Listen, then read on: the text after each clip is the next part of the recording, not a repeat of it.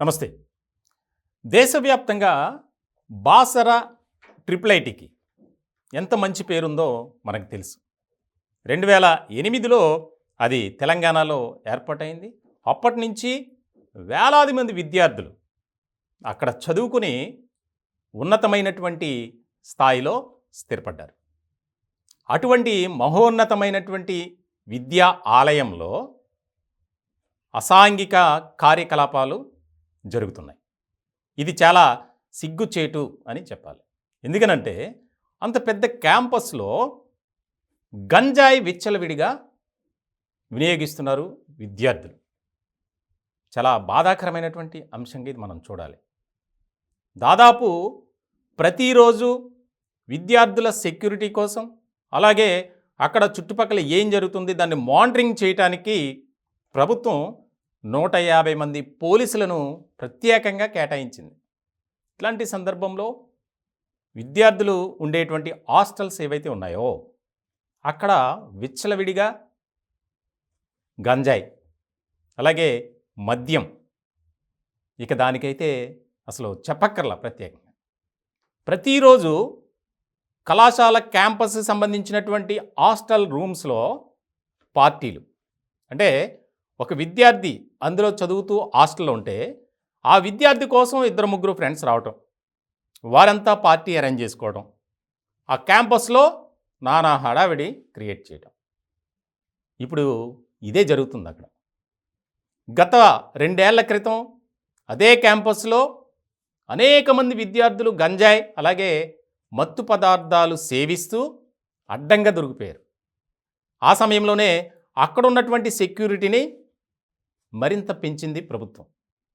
ఇట్లాంటి క్రమంలో అక్కడ ఉన్నటువంటి సెక్యూరిటీ వ్యవస్థ ఏదైతే ఉందో అసలు ఏం చేస్తున్నారు అనేది కూడా అర్థం కాని పరిస్థితి. తాజాగా కొంతమంది విద్యార్థులు గంజాయి సేవిస్తూ అడ్డంగా బుక్ అయ్యారు. ఇప్పటికే తెలంగాణలో మత్తు పదార్థాలకు ఏమాత్రం అద్దు అదుపు లేకుండా పోయింది. ప్రతిరోజు ఎక్కడో చోట గంజాయి పట్టుకుంటున్నారు, అలాగే కొకైన్, విలువైనటువంటి మత్తు పదార్థాలను స్వాధీనం పరుచుకుంటున్నారు. ఆ కేసుల్లో బడా వ్యక్తులు, సినీ రంగానికి సంబంధించిన వారు, పారిశ్రామిక రంగానికి సంబంధించిన వారు, రాజకీయ రంగానికి సంబంధించిన వారు కూడా దొరుకుతున్నారు.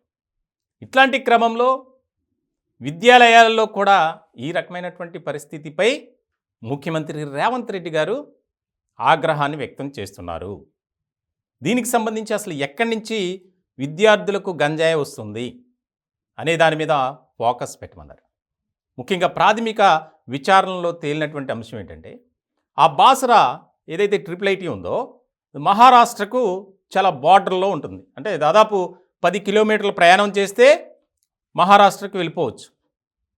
ఇట్లాంటి సందర్భంలో ఆ క్యాంపస్లో ఆయా విభాగాల్లో పనిచేస్తున్నటువంటి ఉద్యోగులు మహారాష్ట్రకు సంబంధించిన వారు ఉన్నారు. వారి ద్వారా విద్యార్థులకు యథేచ్ఛగా గంజాయి సప్లై జరుగుతుంది. అది ప్రాథమికంగా నిర్ధారించారు. దీనికి సంబంధించి 26 మంది ఉద్యోగులను బాధ్యులుగా చేశారు, ఒక నివేదిక తయారు చేశారు.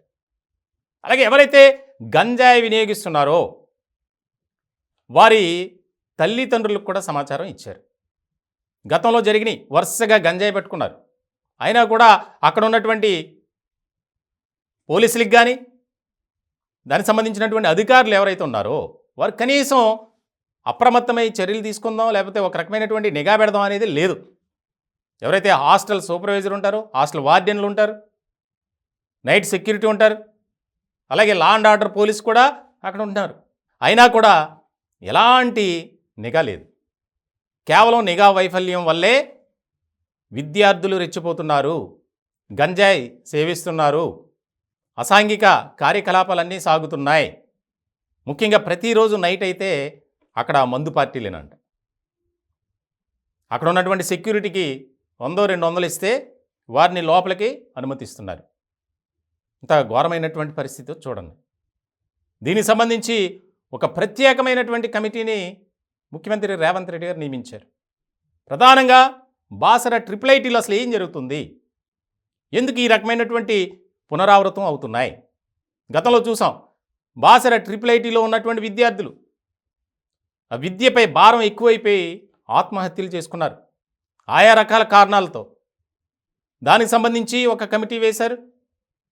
మెయిన్ చదువు మీద ఒత్తిడి ఎక్కువ అవడంతోనే వారు పిల్లలు ఎప్పుడైతే ఇంట్లోంచి బయటకు వచ్చి క్యాంపస్లో చేరారో అది తట్టుకోలేక ఆత్మహత్యలు చేసుకుంటున్నారని చెప్పి ఒక కమిటీ రిపోర్ట్ ఇచ్చింది.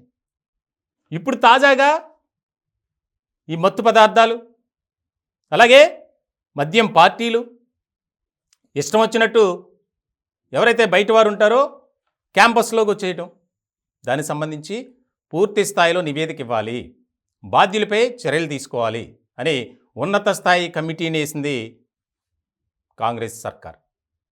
చాలా ముఖ్యమైనటువంటి పరిణామంగా చూడాలి ఇది. ఎందుకంటే దాదాపు ఆ క్యాంపస్లో 9,000 మంది విద్యార్థులు చదువుకుంటున్నారు, అందరూ కలిసి అన్ని విభాగాల్లో. అటువంటి పెద్ద క్యాంపస్లో ఎక్కడెక్కడి నుంచో ఏదేదో రాష్ట్రం నుంచి వస్తుంటారు.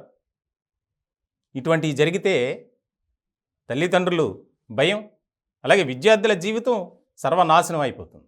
ఇట్లాంటి సందర్భంలో మరొక్కసారి ఆ బాసర ట్రిపుల్ ఐటీలో ఇటువంటి అసాంఘిక కార్యకలాపాలు కానీ మరి ఇక ఏ ఇతర కార్యకలాపాలు కూడా అక్కడ కొనసాగకూడదు.